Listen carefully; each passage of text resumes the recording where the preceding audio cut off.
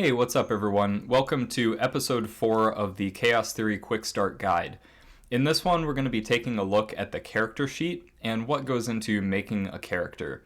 This isn't going to be a full walkthrough of making a character, as that process does take a while, and I want to keep things a little bit more focused and provide more of an overview with this video. So let's get into it. So right here in this section of the rules, we have what is fully the character sheet. As you can see, it's not really that large and it's not really that complicated. The point of this is to keep things focused on the narrative for the most part and not get into a lot of complicated mathematical formulas. So if you just want a quick look at what everything on the character sheet is, I have included these labels next to the elements of the sheet, and that will give you a quick idea of what that element is, but I'm going to be describing some of them in more detail in this video. So just going down the sheet in order, we start with the character's name. I don't think that needs much of an explanation. Then we have being, which is what kind of sentient being the character is. In terms of the beings that you can be in this game, there are human and sylph. Humans, we basically know what those are, so I haven't really written a lot of details about that.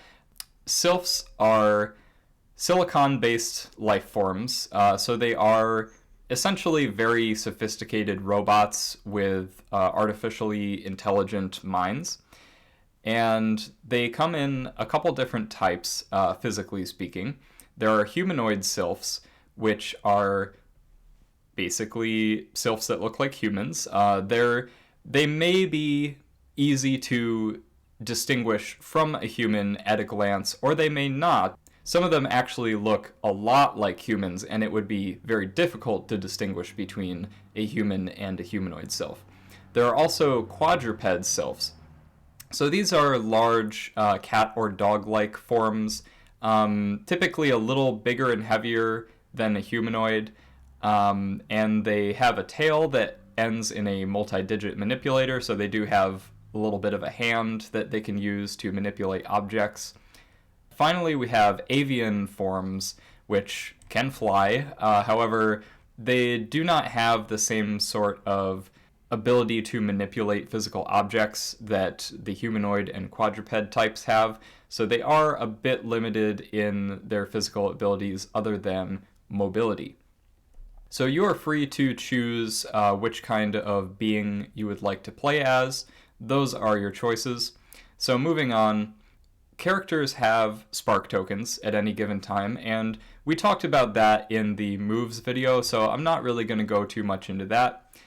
Power channels are basically like your stats. So there are 3 of them. There's Allure, Negotiation, and Force. Allure is the preemptive power of influence.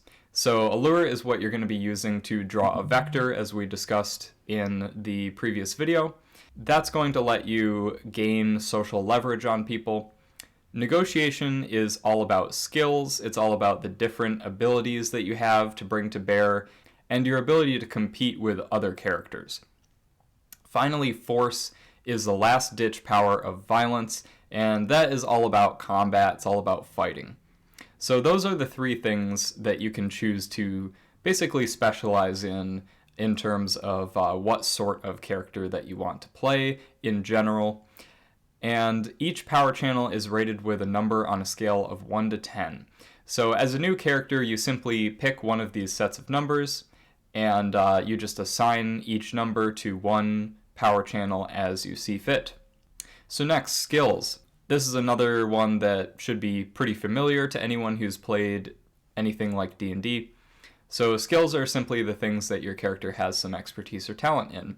New characters get skill points equal to 2 times their negotiation score to invest in any number of skills. So, for example, if I had this set right here, and let's say I chose 4 for my negotiation score, that means 2 times 4 is 8, so I have 8 points to invest in any number of skills. At least 2 points must be invested in a skill initially, and no more than 10 points may be invested in a skill at any time. With 8 points to work with, I could put 2 points in 4 skills, or I could put all 8 points in 1 skill, or I could mix and match as I see fit. So I'm not going to go through this whole list, but these are generally the skills that you can pick from. If you have an idea for a different skill that is not on this list, you can certainly approach your director about picking something else that you think will be useful for you. So next we have exigencies. An exigency is a defining event in a character's life. So this is basically what defines your character's past, and it also goes a long way to defining their personality. To generate an exigency, make a selection from each of the 3 aspects below and use them to imagine an event or happening of some kind which had an indelible impact on the character's life. Each new character starts with 3 exigencies. For these aspects, we have the life stage, which is basically when did it happen, the domain, which is what kind of experience was it, and the quality, which refers to was it a good experience, was it a bad experience, or does your character not really know what to make of it at this point. And you'll notice that there are 6 life stages, 6 domains, and 3 qualities. So if you wanted to, you could roll dice for these. You could roll a d6, a d6, and then another d6 with 1 to 2 being horrible, and so on. You're also free to just choose these from the list and come up with something that you had as a concept for your character. So next we have relationships.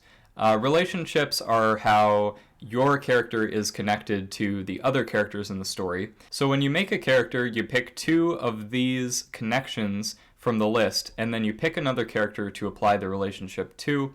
The target character may be a main character or a side character. So it might be someone else's character that you want to have this connection with, and it also could be a side character that someone else plays. So basically what that means is that another person could play a minor character that doesn't have all these powers and abilities, but they are important to the story in some way, and specifically they relate to your character, your main character in particular. So that's when you could, for example, say that, okay, my character is related to, my character is the brother of a side character that another player is acting out. And then we have tech. So basically it's all the futuristic sci-fi goodies that your character can own and bring to bear in a variety of situations. So in terms of what tech you're going to be getting, that's going to be a conversation that you can have with your director. At this point, there's no formal process of buying tech, so we just kind of want to make sure that everybody has the tools that they need to succeed, and not much more beyond that, so there is a little bit of room for going shopping when you're actually playing the game, and getting some cool tech that will further help your character out in the story. So a few things we didn't go over. Your character's org is, of course, very important, and you're just going to note that here, the name of the org.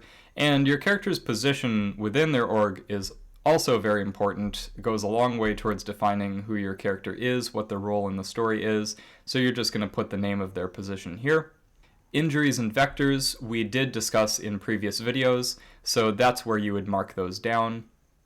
And finally, some more flavor-oriented things here. We have appearance, which is basically a visual description of your character. You can have this be very short, or you can go into a pretty good amount of detail. What I encourage with all 3 of these is starting simple, and then after you've played a session or 2, get a little bit more of a feel for your character, then you can add more detail.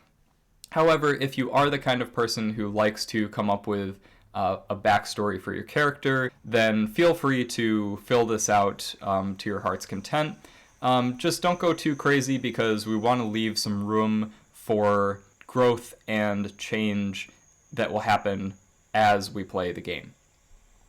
So personality is simply going to be maybe some first impressions that someone would get on meeting your character in terms of like having a conversation with them, what they would notice.